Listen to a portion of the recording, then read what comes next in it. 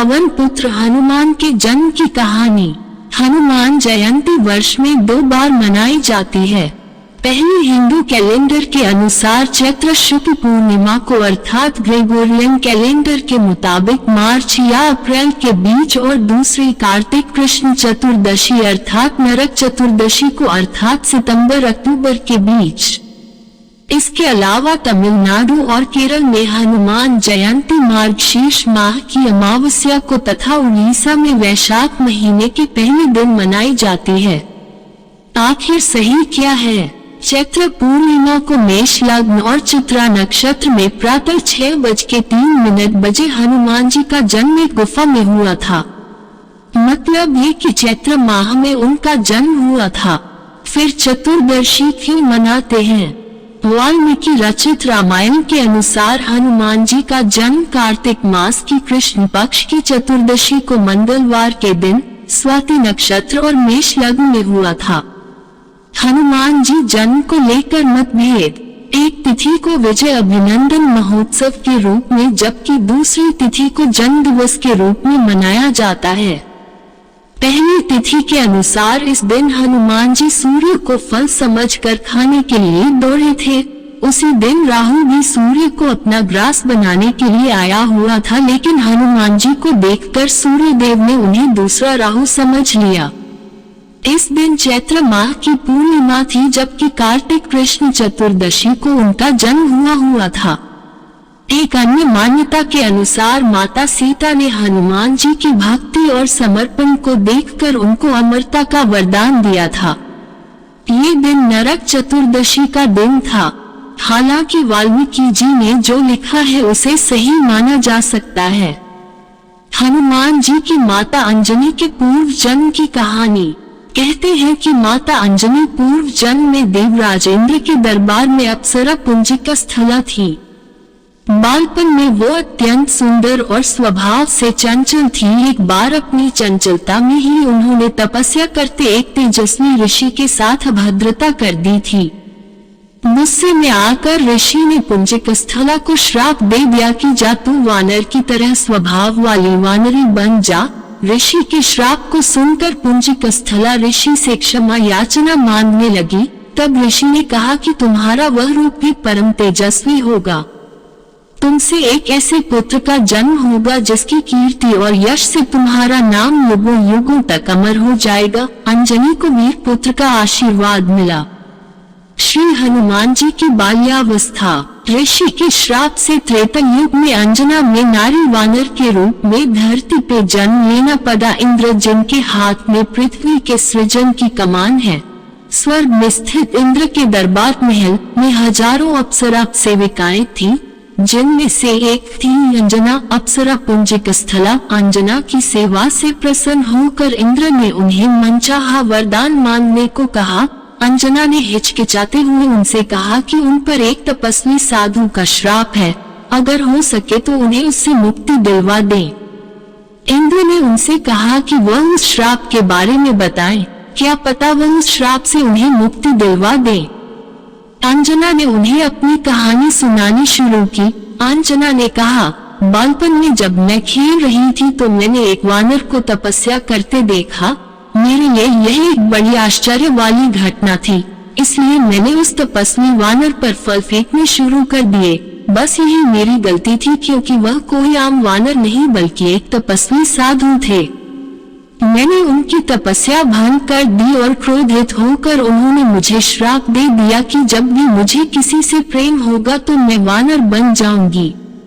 मेरे बहुत गिड़गिड़ाने और माफी मांगने पर उस साधु ने कहा कि मेरा चेहरा वानर होने के बावजूद उस व्यक्ति का प्रेम मेरी तरफ कम नहीं होगा। अपनी कहानी सुनाने के बाद अंजना ने कहा कि अगर इंद्र देव उन्हें इस श्राप से मुक्ति दिलवा सके तो वह उनकी बहुत आभारी होंगी। इंद्र देव ने उन्हें कहा कि इस श्राप से मुक्ति पाने के लिए अंजना को धरती पर जाकर वास करना होगा, जहां वह अपने पति से मिलेंगी।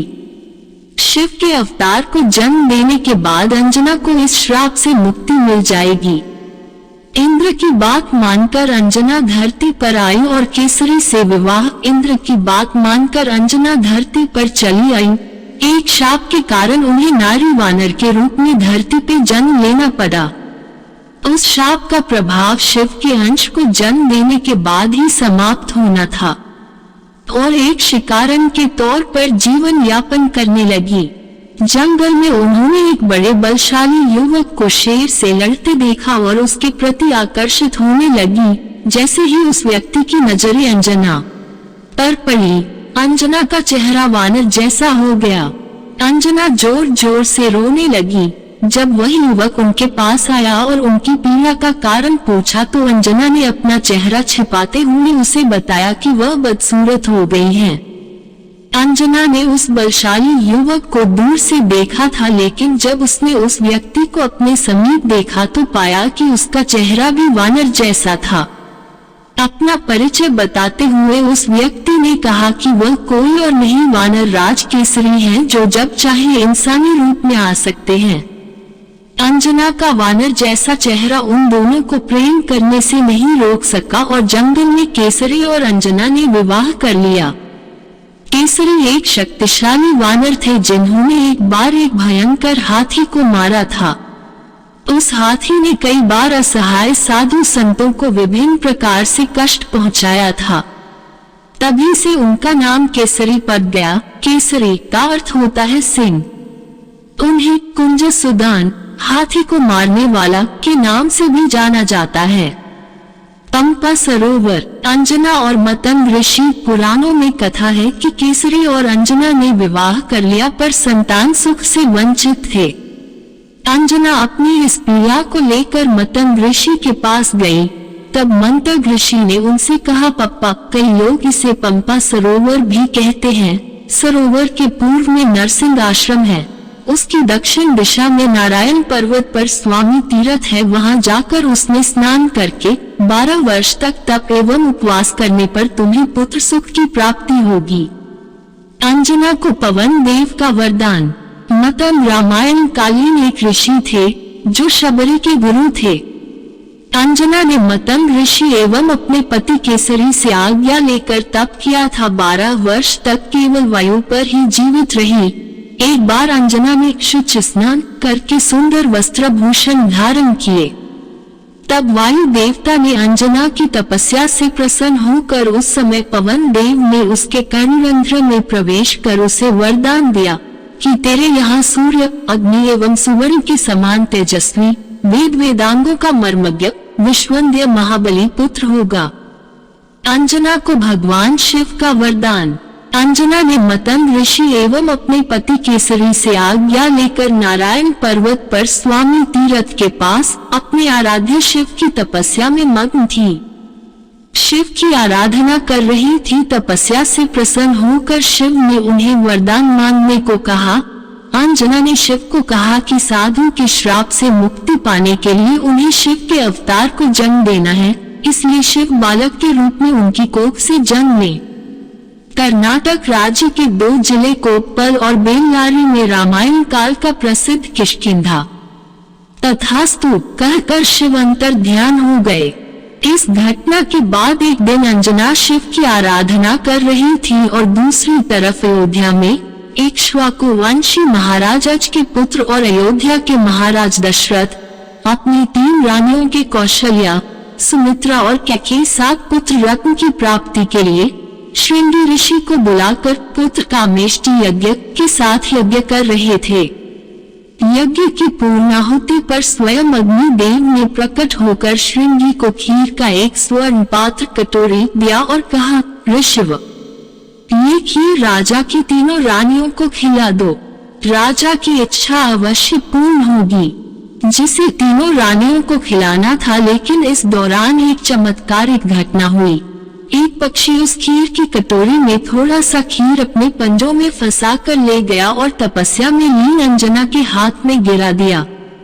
अंजना ने शिव का प्रसाद समझकर उसे ग्रहण कर लिया।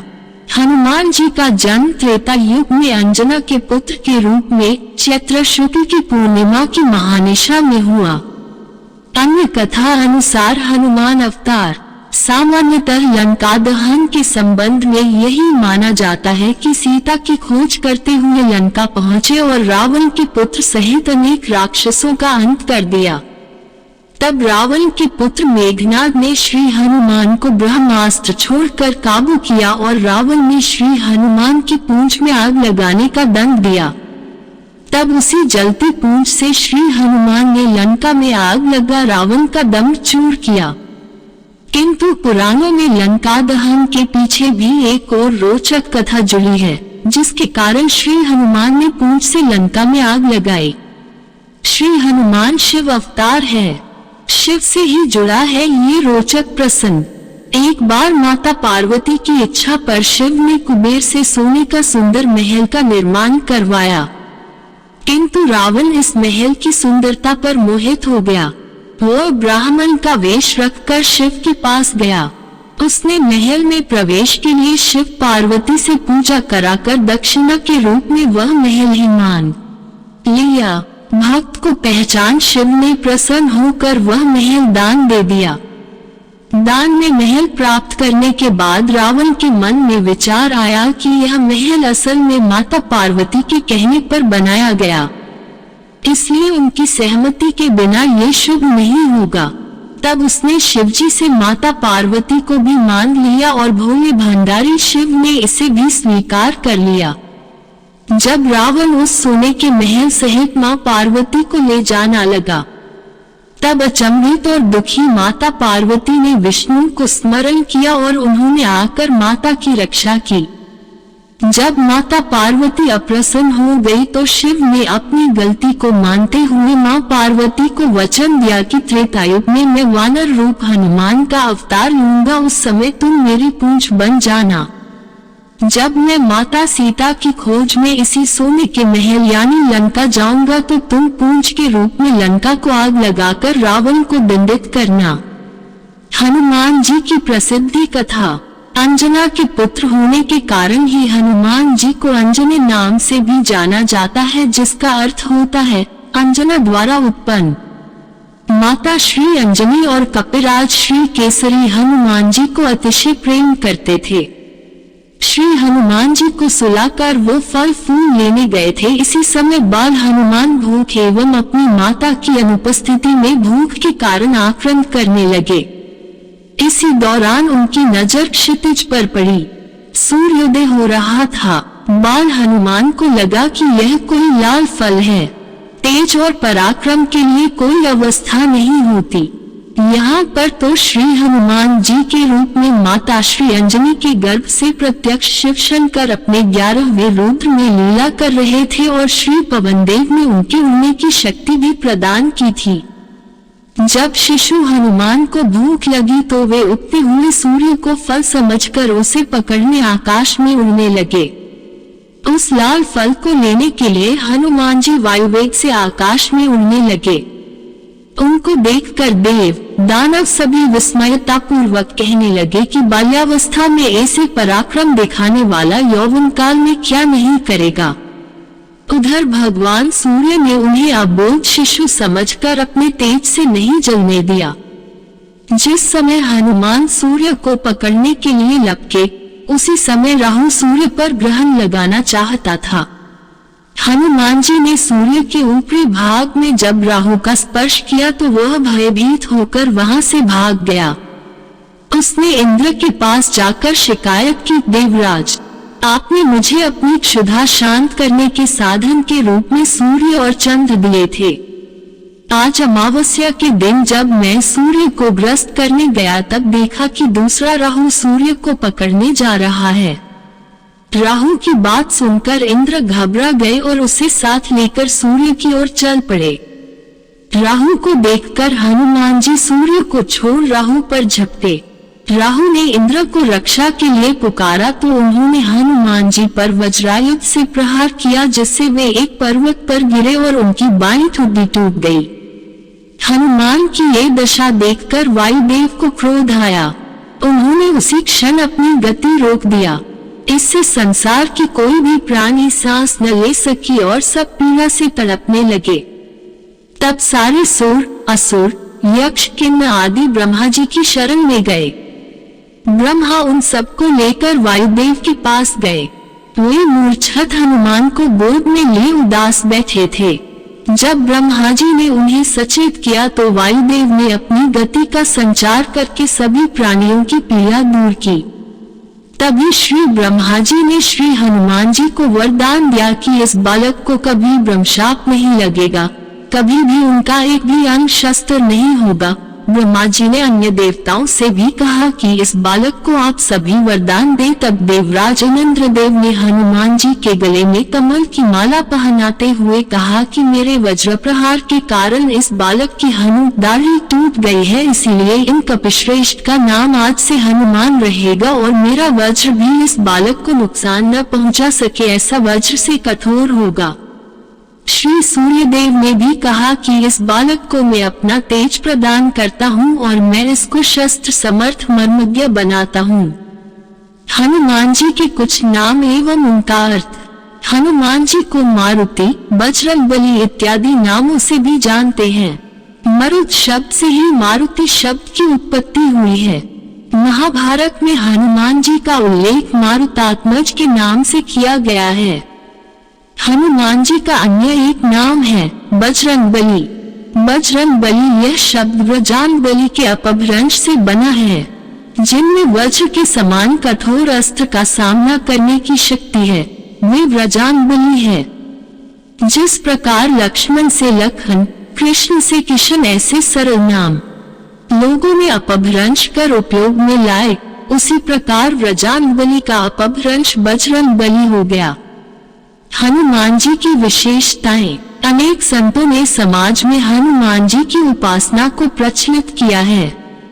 ऐसे हनुमान जी के संदर्भ में समर्थ रामदास स्वामी कहते हैं, हनुमान जी हमारे देवता हैं। हनुमान जी शक्ति, युक्ति एवं भक्ति का प्रतीक हैं। इसलिए समर्थ रामदास स्वामी ने हनुमान जी की उपासना की प्रथा आरंभ की। महाराष्ट्र में उनके द्वारा स्थापित 11 मारुति प्रसिद्ध हैं। साथ ही संत तुलसीदास ने उत्तर भारत में मारुति के अनेक मंदिर स्थापित किए तथा उनकी उपासना दृढ़ की। दक्षिण भारत में मध्वाचार्य को मारुति का अवतार माना जाता है। इनके साथ ही अन्य कई संतों ने अपनी विविध रचनाओं द्वारा समाज के समक्ष मारुति का आदर्श रखा है। 1. शक्तिमानता। हनुमान जी सर्वशक्तिमान देवता हैं। जन्म लेते ही हनुमान जी ने सूर्य को निगलने के लिए उड़ान भरी। इससे ये स्पष्ट होता है कि वायुपुत्र अर्थात वायु तत्व से उत्पन्न हनुमान जी सूर्य पर अर्थात तेज तत्व पर विजय प्राप्त करने में सक्षम थे। पृथ्वी, आप, तेज, वायु एवं आकाश तत्वों में से तेज तत्व की तुलना में वायु तत्व अधिक सूक्ष्म है अर्थात अधिक शक्तिमान है। सर्व देवताओं में केवल हनुमान जी को ही अनिष्ट शक्तियां कष्ट नहीं दे सकती। लंका में लाखों राक्षस थे, तब भी वे हनुमान जी का कुछ नहीं बिगा पाए। इससे हम हनुमान जी की शक्ति का अनुमान लगा सकते हैं। 1. भूतों के स्वामी। हनुमान जी भूतों के स्वामी माने जाते हैं। किसी को भूत बाधा हो तो उस व्यक्ति को हनुमान जी के मंदिर ले जाते हैं। साथ ही हनुमान जी से संबंधित स्तोत्र जैसे हनुमत कवच, भीमरूपी स्तोत्र अथवा हनुमान चालीसा का पाठ करने के लिए कहते हैं। 2. भक्ति। साधना में जिज्ञासु, मुमुक्षु, साधक, शिष्य एवं भक्त ऐसे उन्नति के चरण होते हैं। इसमें भक्त यह अंतिम चरण है। भक्त अर्थात वह जो भगवान से विभक्त नहीं है। हनुमान जी भगवान श्री राम से पूर्णतया एक रूप हैं। जब भी नवविधा भक्ति में से दास्य भक्ति का सर्वोत्कृष्ट उदाहरण देना होता है, तब हनुमान जी का उदाहरण दिया जाता है। वे अपने प्रभु राम के लिए प्राण अर्पण करने के लिए सदैव तत्पर रहते हैं। प्रभु श्री राम की सेवा की तुलना में उन्हें सब कुछ कौड़ी के मोल लगता है। हनुमान सेवक एवं सैनिक का एक सुंदर सम्मिश्रण है। स्वयं सर्वशक्तिमान होते हुए भी वे अपने आप को श्री राम जी का दास कहलवाते थे। उनकी भावना थी कि उनकी शक्ति भी श्री राम जी की ही शक्ति है। मान अर्थात शक्ति एवं भक्ति का संगम। 3. मनोविज्ञान में निपुण एवं राजनीति में कुशल। अनेक प्रसंगों में सुग्रीव इत्यादि वानर ही नहीं वरन राम भी हनुमान जी से परामर्श करते थे। लंका में प्रथम ही भेद में हनुमान जी ने सीता के मन में अपने प्रति विश्वास निर्माण किया। इन प्रसंगों से हनुमान जी की बुद्धिमानता एवं मनोविज्ञान में निपुणता स्पष्ट होती है। लंका दहन कर हनुमान जी ने रावण की प्रजा में रावण के सामर्थ्य के प्रति अविश्वास उत्पन्न किया। इस बात से उनकी राजनीति कुशलता स्पष्ट होती है। 4. जितेंद्रिय। सीता को ढूंढने जब हनुमान जी रावण के अंतःपुर में गए तो उस समय की उनकी मनस्थिति थी उनके उच्च चरित्र का सूचक है। इस संदर्भ में वे स्वयं कहते हैं, सर्व रावण पत्नियों को निःशंक लेटे हुए मैंने देखा, परंतु उन्हें देखने से मेरे मन में विकार उत्पन्न नहीं हुआ। वाल्मीकि रामायण सुंदरकांड 11.42-43। इंद्रिय जीत होने के कारण हनुमान जी रावण पुत्र इंद्रजीत को भी पराजित कर सके। तभी से इंद्रियों पर विजय पाने हेतु हनुमान जी की उपासना बताई गई। 5. भक्तों की इच्छा पूर्ण करने वाले।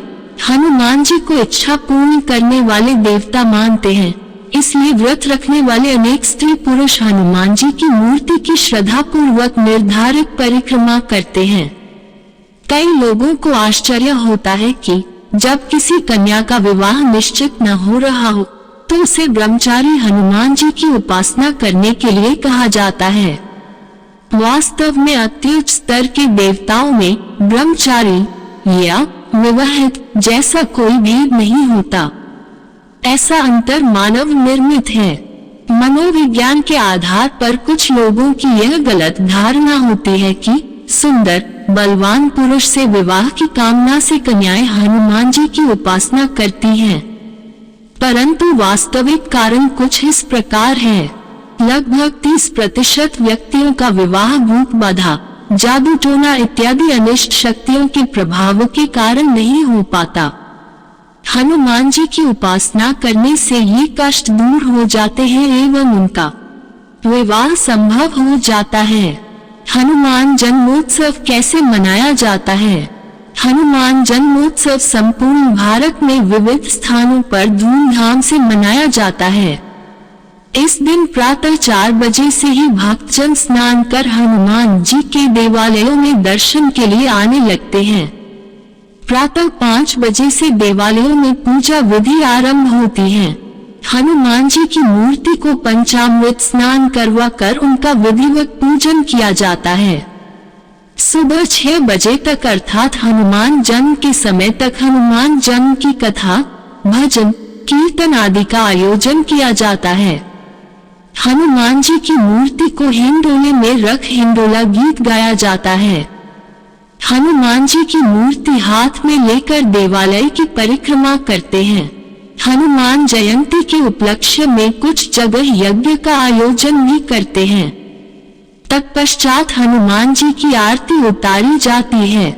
आरती के उपरांत कुछ स्थानों पर सौंठ अर्थात सूखे अदरक का चूर्ण एवं पीसी हुई चीनी तथा सूखे नारियल का चूरा मिलाकर उस मिश्रण को या कुछ स्थानों पर छुहारा, बादाम, काजू, सूखा अंगूर एवं मिश्री इस पंचखाद्य को प्रसाद के रूप में बांटते हैं।